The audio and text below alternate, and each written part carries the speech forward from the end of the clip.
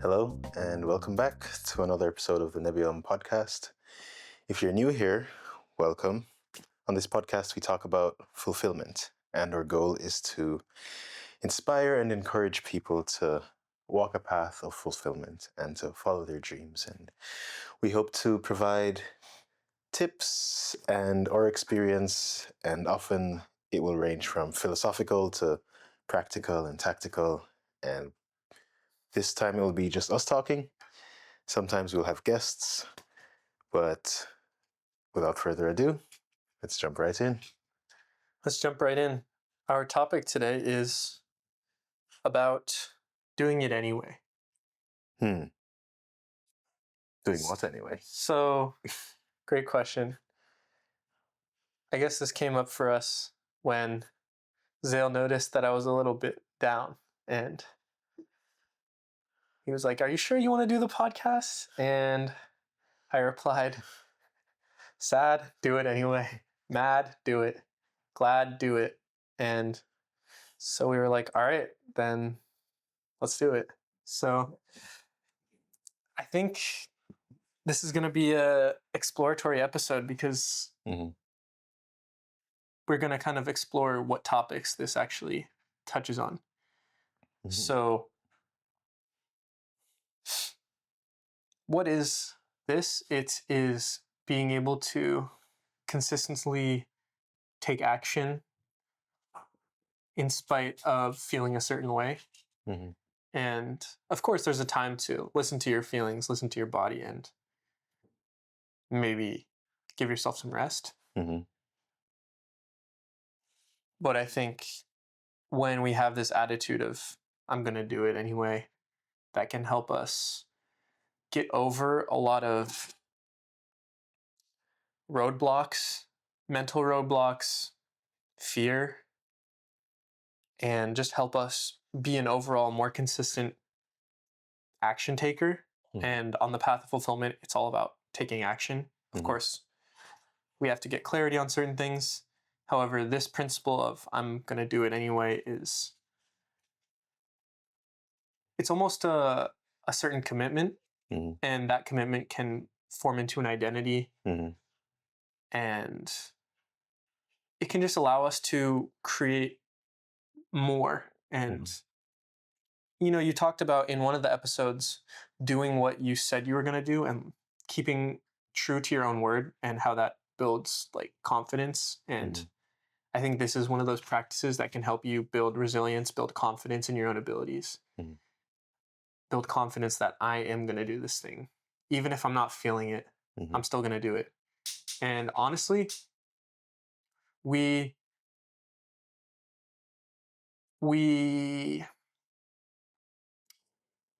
perform not as good as our best days, but as good as our worst days, I think. And if we make our worst days a day where we still show up, I think that can just be super powerful, because consistency is not just like a consistently, a slope, a constant slope of up. A lot of it is like ups and downs, and then you're slowly going up, you just went down again, and then you're going up again, and it's a rough path. I said a lot. Yeah, you did touch on a lot. Because as you said, it touches on different topics. But I think the overarching theme is essentially consistency and building an identity of consistency, in a sense. Because if you have a certain dream or goal or whatever it may be, achieving that thing will require consistent action, right? And it will require us to procrastinate less. It will require us to succeed at showing up more. And it's the showing up every single time that will push us along, right? And as you said, it's not going to be perfect every time. It's not going to be you're performing at max each time you show up. But non-zero is still a forward movement. And that counts because we do have to get straight. We talked about discipline in a previous episode. And this is in the same realm of discipline, right? But discipline isn't always just about brute force. And it's not about using your willpower every single time to do the most every single time. It's about the systems you create, the habits you form, the identity you form. And it's important to be strategic about discipline. It can't be that, oh, I'm going to do an hour and a half long workout every single morning at 5 a.m. And that is the marker of whether or not I've shown up. Because the day when you don't feel like doing that, it's going to feel extremely overwhelming and you're going to not want to show up, right? But if we're strategic about it, we can say, okay, on the days I don't want to show up, how can I tweak it so that I still show up, but maybe it's less? Maybe instead of that hour and a half long 5 a.m. workout, I do 10 minutes of exercise. Because showing up and exercising consistently is going to be way more powerful than a spike here and a drop off, and then another spike and then a drop off. It's going to be a more slow upward slope than spiking and dropping off, right? The spiking and dropping off is inconsistency. And I think consistency is one of those meta skills that we've talked about that is actually one of the most important things you can do in achieving something. Because if you have a habit of showing up every day, like eventually the showing up will get better and better and better, or like more and more and more and more. Like your baseline will go up along with the trend, kind of like what you were saying. It's wavering up and down, but the general slope is upward. And so the baseline gets up as well. But when we try to do too much at once, sometimes we overwhelm ourselves and then we just crash out, right? So I think that's what it's about. It's about showing up small, but showing up anyway. Right.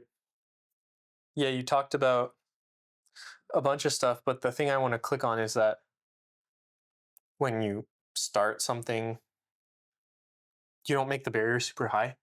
And I think often that's because our time horizons aren't long enough.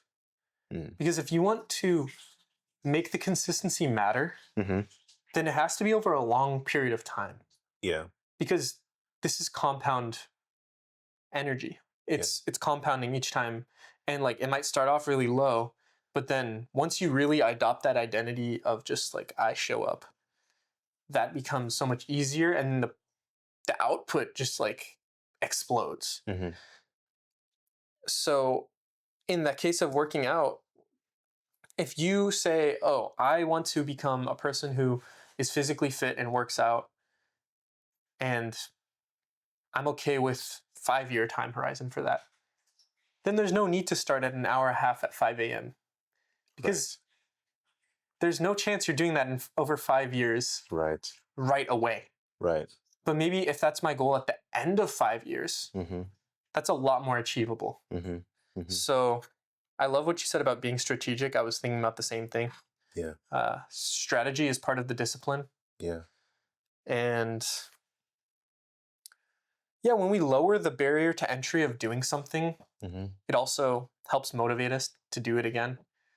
If we take the example of the cold plunge, I think this is kind of talking about the same point, but if I say I'm going to do 10 minutes every day, that's probably not going to happen and I'm going to stop. But instead, if I said, I'm just going to get in every day, my consistency would increase and I would actually get the benefit from that, because I think often we get the benefit when we don't stop something, not when we do something once and quit. And so that spike is not that important. These little like micro spikes and dips are what are important. Yeah. And part of that is just the focus and the strategy. Yeah. Yeah. And the reason it's about consistency is because of the effect of compounding. And so I just thought of this idea and like I want to dive into it. So when we're getting strategic about showing up and our discipline and all of that, it's important to think about what we're compounding. So if you do 1% each day, that's not an additive benefit over the previous day. It's multiplicative. And so if you get 1% better today, then 1% better the next day, then 1% better the next day, in a short space of time, you're only getting 1% better. But as that time horizon grows, it shoots up because it's actually a compounding 1%. And then the other thing we have to be careful about, though, is the flip side, because I think negative compounding also happens. When we say, oh, I'll skip today and do it tomorrow, something like that. That itself, that skipping today and doing it tomorrow, that itself becomes a habit. And we are compounding the effect of that too. And so it's easy when we say, okay, let's say we do think on a long time horizon. We say, okay, I'm trying to achieve this thing in 5 years. What our minds might do sometimes is say, well, I can skip today. It's just 1 day out of 5 years. It's fine. I'll just skip today because I don't feel like doing it today. But what we do is we get 1% counted against the goal. Interesting. And so we get the opposite compounding effect. Yeah, I think that changes, though, depending on whether we're going against our... I think sometimes it's important to take a rest day, let's say. Yeah. And I guess the habit that you're saying that kind of reduces that 1% is the habit of, I said I was going to do this thing, but actually I'm not doing it. Yeah, because what you're compounding now is that habit. Yeah. What you're contributing to is that habit. Like if you just think about every decision we make as contributing to something, like what habit are we contributing to? Totally. We're going to contribute to the habit of procrastination, essentially. Yeah. And if we do that, then we will continue to not take action against our plan to take action. Yeah. If it's like I'm planning to take a rest day, or I'm not feeling well today, I'm going to take a rest day. That's fine, as long as that doesn't become a habit of procrastination. That what you're saying is these habits, like, it's what we do consistently that matters. If you consistently do this one thing, but okay, here and there you take a rest, that's okay. But if that becomes a new consistent thing where you don't do what you're going to say you do, then that becomes a problem. Yeah. So it depends on which wolf you're going to feed. It's okay, to do one thing or the other, but it's important to be conscious about what you're consistent with feeding. And it's important to take rests because, as we said before, like rest is part of the work. Because too much of one thing is good for nothing. If you keep grinding, eventually you're going to hit a threshold where more grind actually depletes you. And now you're going to be compounding the depletion. And then you're just going to burn out, right? And so as part of the strategy of consistency, we need to know when to take breaks in order to maintain the consistency. Because if consistency is what we're after, then strategic breaks are as important as the actual work. Totally. Yeah, I feel like that was a really good riff on compounding, consistency, and how rest is still important. We don't want to just be on the grind set like 24/7. That's not a good strategy.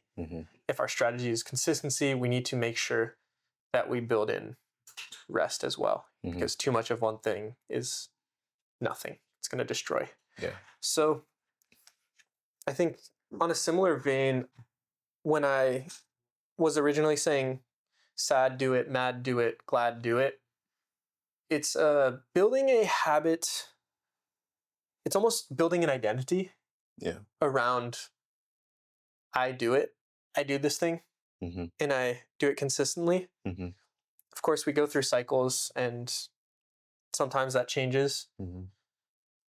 However, I do think this brings back the concept of momentum when we're able to do something despite how we're feeling in the moment with good judgment, of course. We build momentum around that thing, and we build an identity around that thing, and it can just feel good to be able to overcome sometimes. So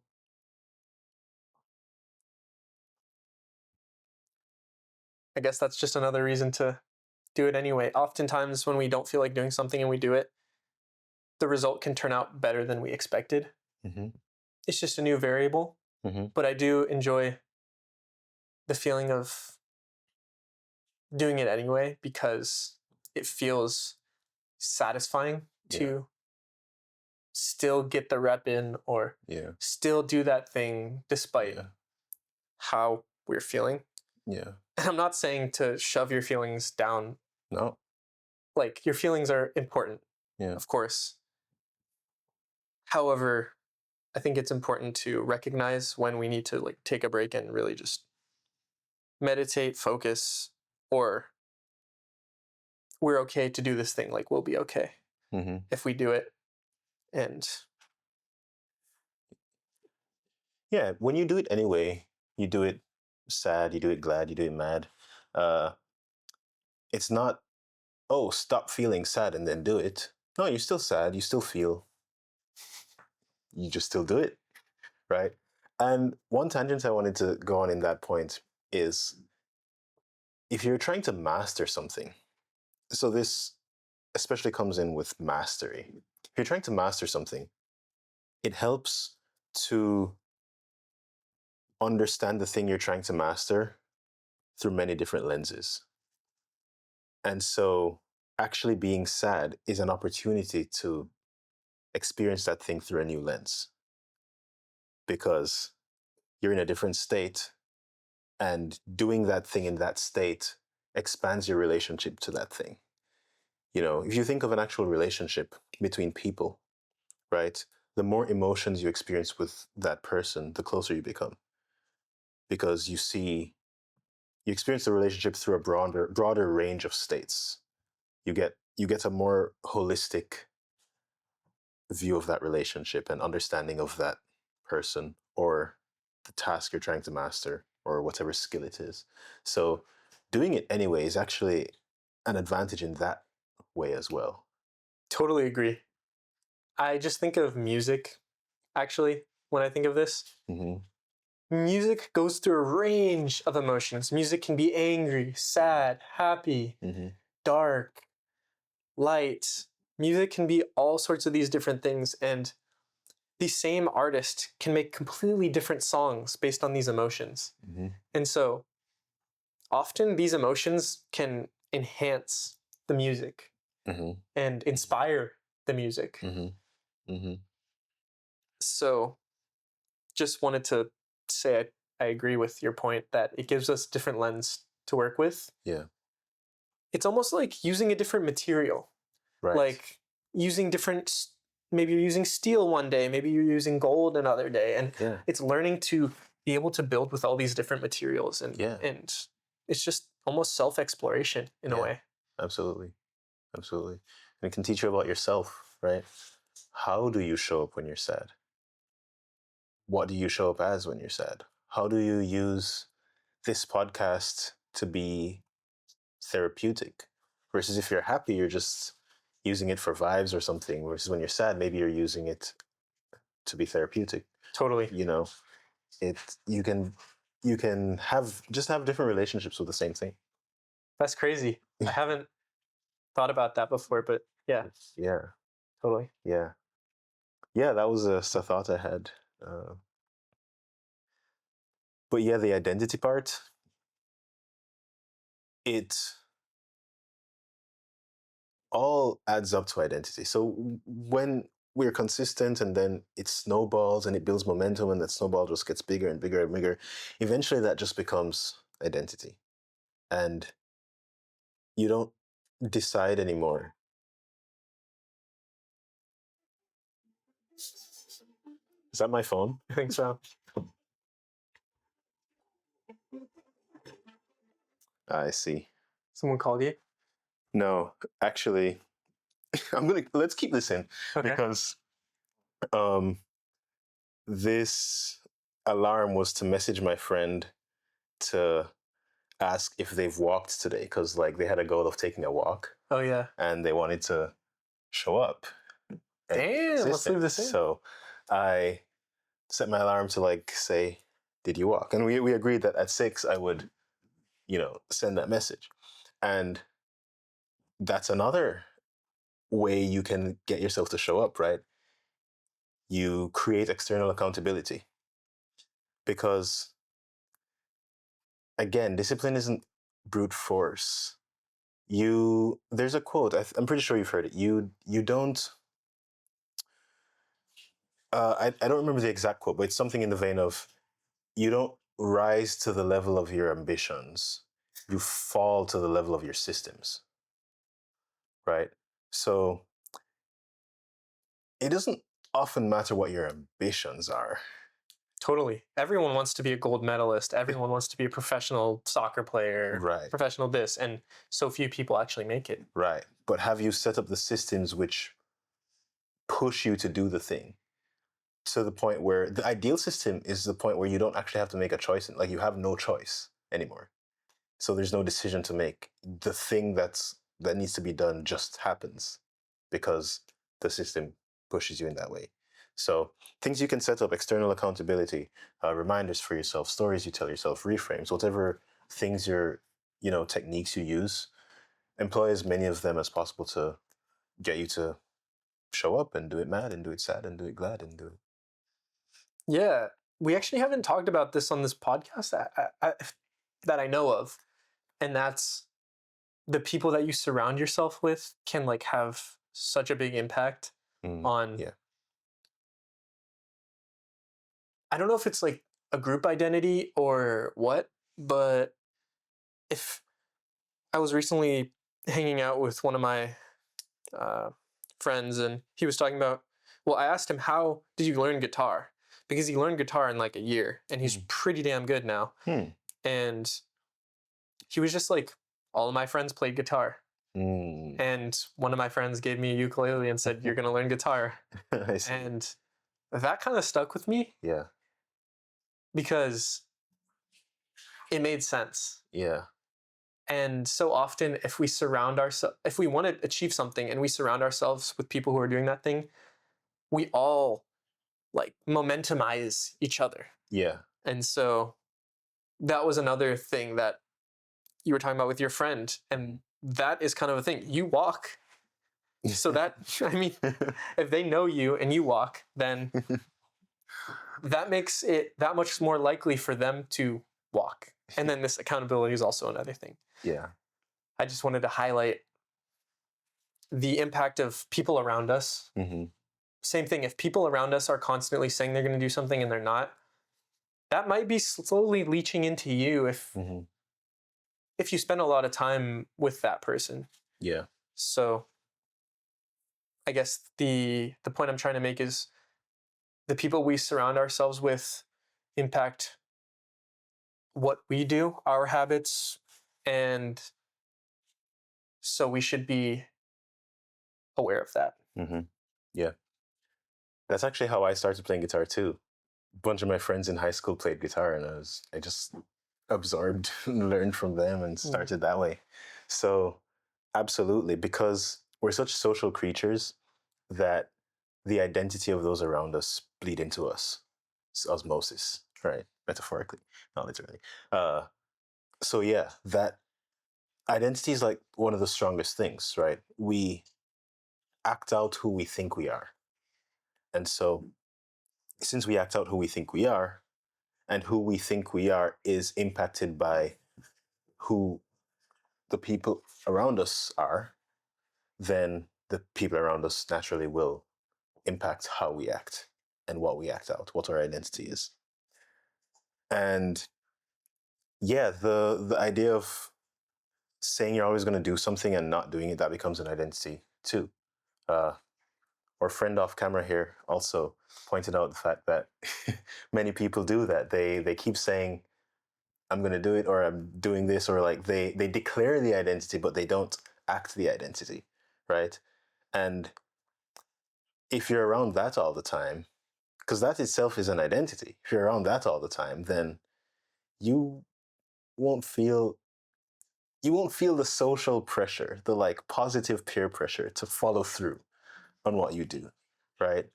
And so you might be more likely to say you're going to do something and not do it. And then the more you say you're going to do something and not do it, is the more you'll have that identity, and the less trust you'll have in yourself, actually.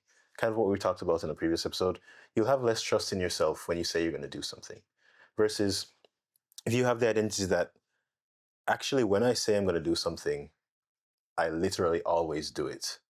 If you have that identity and you've proven to yourself that that's true, then it's like you have way more confidence in the things you say, because you have the proof, you have the history to back it up. And it's not backing it up in terms of proving to other people, it's proving to yourself. Because self-trust becomes extremely important if you're trying to walk a path of fulfillment. Self-trust helps dissipate fear, and it helps drown out the noise of people around us who may not believe in us. Because if someone doesn't believe in you, but your identity of yourself is high self-esteem, high self-confidence, high self-trust, then you need less of that external validation. So, yeah, powerful thing, identity. True.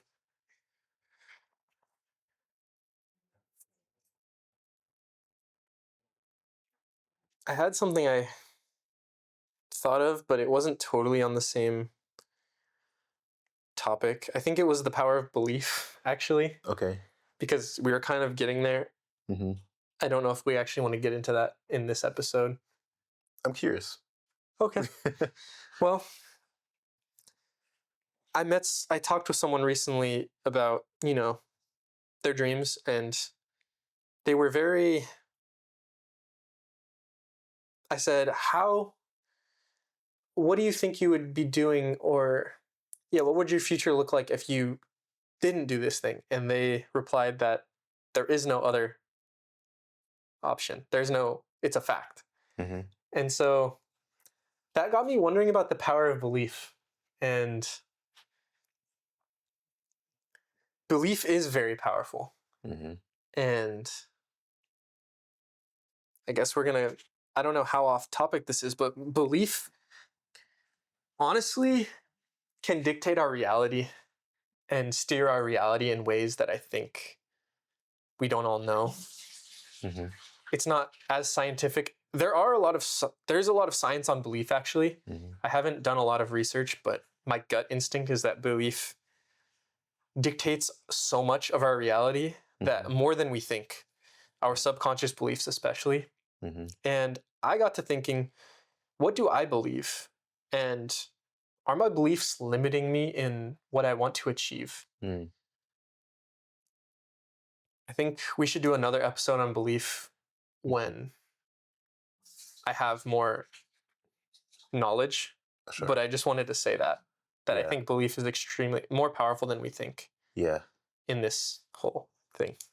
Absolutely. Let's definitely do a whole episode on belief, because I also believe that belief may be the single most powerful power we possess. And there's so many books I've read, actually, because throughout my life. I'm not that old, but I read a lot of self-help books and books on achievement and those kinds of things. And without fail, even surprisingly to me, some of them are all about belief, or majority about belief, or touch heavily on belief.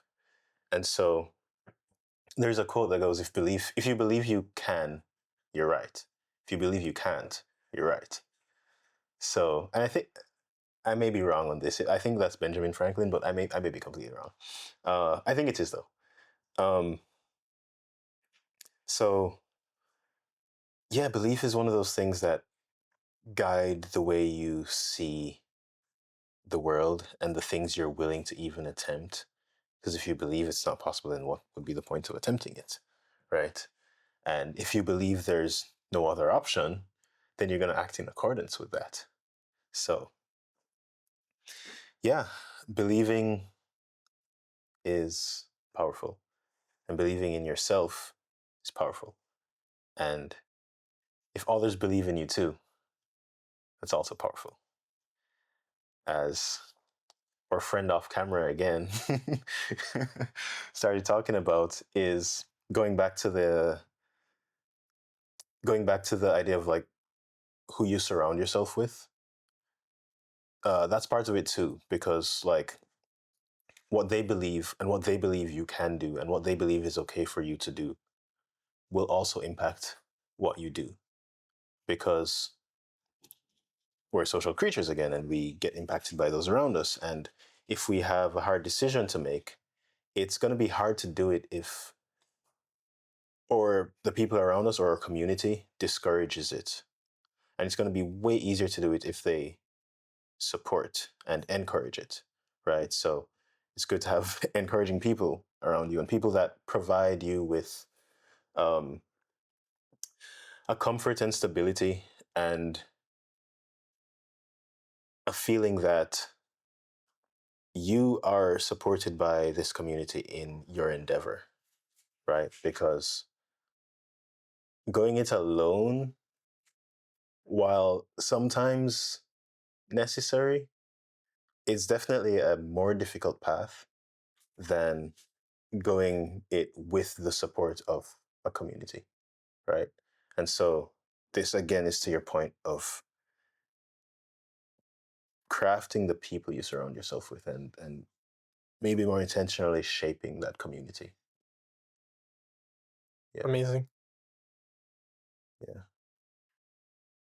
Any final thoughts? No? Nah.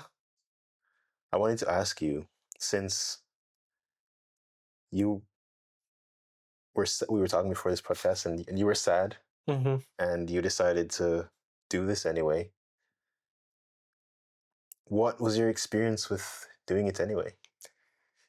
Well, I found that as soon as we started, my mind kind of shifted gears away from the sadness. So it doesn't feel, I don't feel at all how I felt when we first started the episode, or even before. Mm-hmm. So that was interesting. Mm-hmm.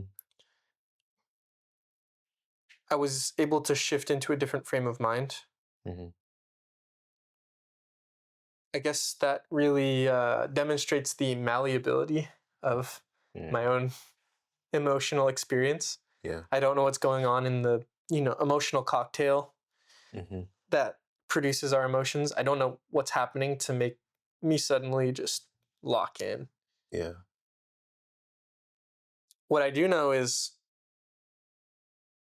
if you're out there feeling a certain type of way and you're planning on doing this one thing and you feel this emotion, just know that emotions are fleeting. And they come and go. And I think maybe that's the takeaway I want to give to the audience, is that these things come and go. And when we're in it, when I'm in the sadness, it feels like it's going to last forever, and it feels awful, and like, my heart's being ripped out of my chest and all that. And then I'm in a podcast, and I feel completely differently. So I think that would be my takeaway. Yeah. Is that these things are temporary and they're signals.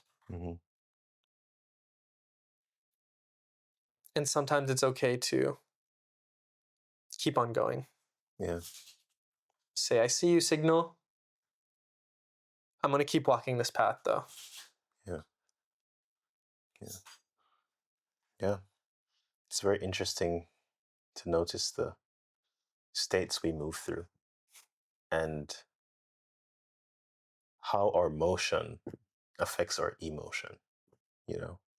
Our emotion does affect our emotion. I think we talked about this on one of our podcasts. Did we? Maybe. I think we talked about how... What was it? Oh, that moving our body often can change our state of mind. Oh, yeah. Like how our physical body morphs our thoughts, changes our thoughts. Yeah. Yeah. Okay, cool. Well, I guess we'll wrap up there. So, as you go through your day, week, month, year, life, eternity, whatever time scale you operate on, we will leave you with some thoughts or questions to ponder. How about you go first? And I usually go first on these.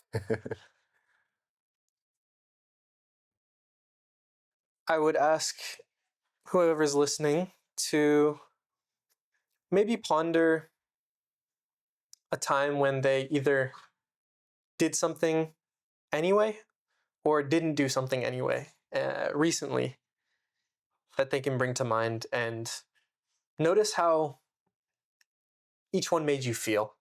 And if you did something anyway, notice if you felt the satisfaction of doing it anyway, or if you felt like, I really should have taken a rest today. Just notice how you felt after, and if you didn't do that thing, also notice how you felt after and what activities, what things you did instead. What did you revert to?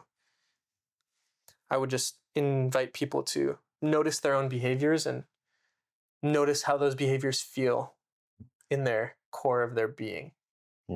And maybe next time take action based on what felt more aligned for them. Cool. Mine is a challenge. I hope it's not that challenging, but